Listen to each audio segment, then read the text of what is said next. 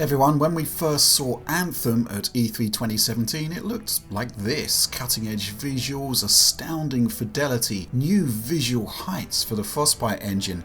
Looking up close, you could see that it wasn't a pre-render, this wasn't in-engine footage. There were tiny blemishes, small artifacts, pretty much unnoticeable, but evidence enough that we were looking at the real deal. It looked incredible and the level of expectation was immense, not least because EA's Patrick Soderlund told us that it was running on Xbox One X and we were told that it was running in real time.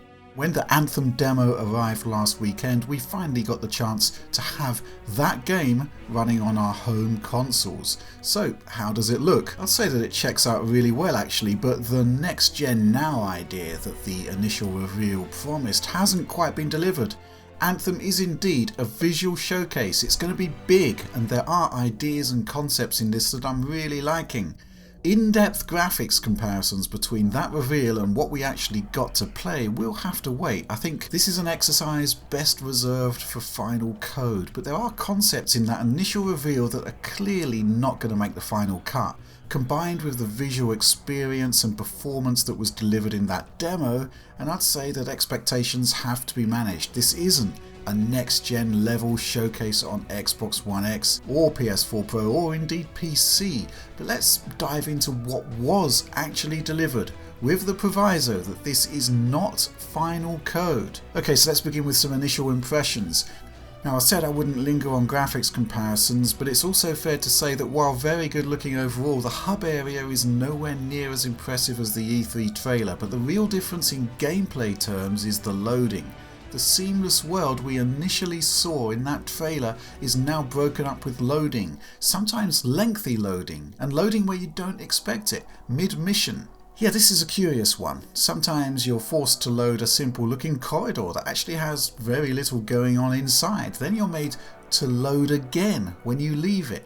For a game built on its incredible world, and let's be clear, I think BioWare has done an amazing job here. Well, the idea that it's punctuated with loading really isn't great. Indeed, if there's one thing that this console generation has got right, it's the virtual elimination of loading for anything other than starting the game or fast travel.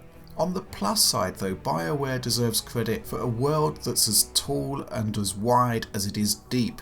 There's no doubt that this is a big world and I hope there's a payoff in terms of off-mission exploration. So, in playing Anthem last weekend, I concentrated on the enhanced consoles. After all, the game debuted at the Microsoft E3 media briefing and it was said to be running on X hardware. I actually believe that this was most likely a retooled PC build specifically designed for that one demo. But I digress, the Xbox One X and PS4 Pro will obviously be the most advanced console builds, and as you can see from the graphics head to head here, they're both really close, and there are actually some curious surprises in the visual makeup. First of all, the only real difference I could pick up concerns LODs, level of detail transitions. Both machines have some issues with streaming here, resulting in shadows and reflections popping in. So the puddles here on the PlayStation 4 Pro version are fully resolved, but they're not on Xbox One and they kind of pop in as we move through the scene. Meanwhile, on the Pro, environmental detail further in the distance never fully resolves as we walk past it. Returning to the same spot later on from the other direction, you can see both versions are the same in terms of the detail level here, so there's no downgrade or whatever, it's just that the higher detail models hadn't loaded in previously on the PS4 Pro. The 4K output modes on both systems also appear very similar. We're going to take a much closer look at exact pixel counts when we've had more hands-on time with the code, but so far we've spotted a minimum of 1800p on both systems. Now this is provisional, but this definitely needs more investigation on our part. Also curious is that checkerboard artifacts are noticeable on both PS4 Pro and Xbox One X, and what's also odd is that a similar stippling artifact is also present on the PC build, and in fact if you go all the way back to that really early demo at E3 2017, they're there too. And I have to say it's not really noticeable in motion. I mean, you can see that the post-process pipeline here is really quite something, but still, the parity between Pro and X here is quite remarkable, and it's put into even more relief later on. I want to talk about performance in depth because it's a big deal for a game like this. Perhaps Anthem's closest rival in a similar space is Destiny, so let's flash back to the analysis we did on the Bungie game in December 2017. And yeah, for Xbox One X, it's native 4K, it's 30 frames per second, and while there may be some mild fluctuations, by and large it's locked. Consistency, I reckon, is so key to the feel of a shooter. Consistency in visual feedback, consistency in controller response. And here's how Anthem introduces itself on Xbox One X. There's the same 30 FPS target, there's a similar locked frame time too when the game hits its performance target, but the issue is that frame rates can drop, even in an area like the hub where we have what I would assume to be a fairly fixed render budget. So yeah, if we're dropping frames in an area where the GPU load is consistent and can be easily measured, the idea that we're getting frame rate drops here doesn't bode well. Moving into the game itself, and there's a similar worry here in that simple traversal through the environment can cause frame rate drops and frame time spikes. The biggest ones there I think are CPU related, perhaps owing to streaming in environment data in the background. All of which means that when you're in the thick of combat where you really want visual response and controller latency to be consistent, well, you don't have that consistency. Frame rate can drop to the mid-20s and that just doesn't feel good. Feel is the right word, I think. The way a game feels is so important, especially so for a shooter.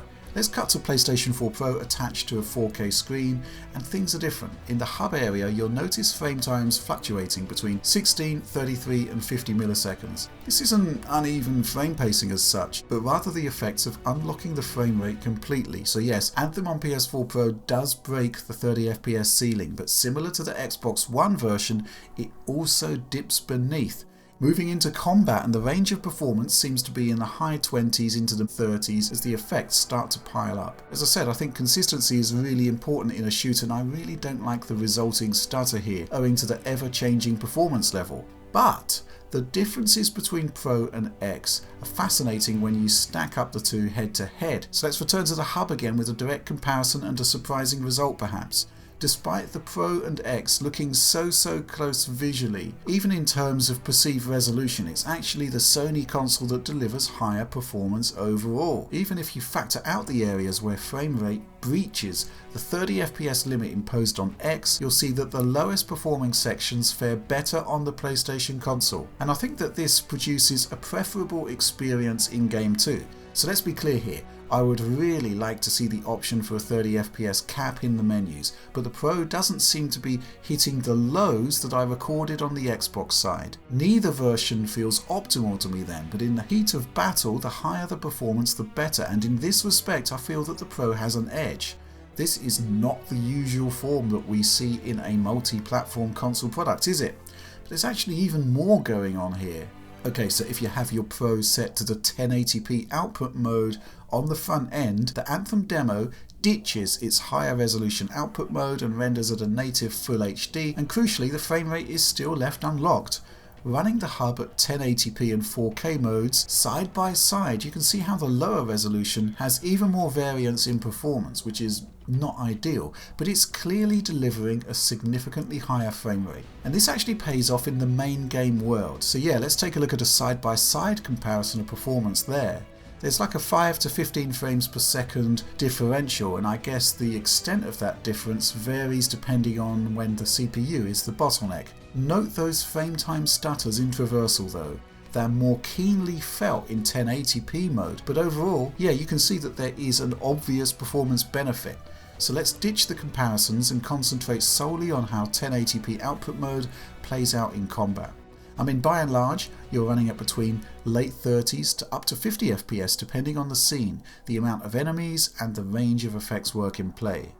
We still don't have consistency, but what you do have in these areas is a 10 to 15 frames per second advantage, or something in that region. And that's why right now at least I preferred playing Anthem on the PS4 Pro compared to the Xbox One X. You see, lowest recorded frame rates are better on the Sony console, and while dropping to 1080p Hz visual quality, the bottom line is that a mid-20s to mid-30s performance level is improved to a mid-30s to 50 FPS experience. And for a shooter, faster response is preferable, no doubt about it. I mean, this is kind of academic, but in less complex areas, Anthem occasionally hints at a 60 FPS performance readout too.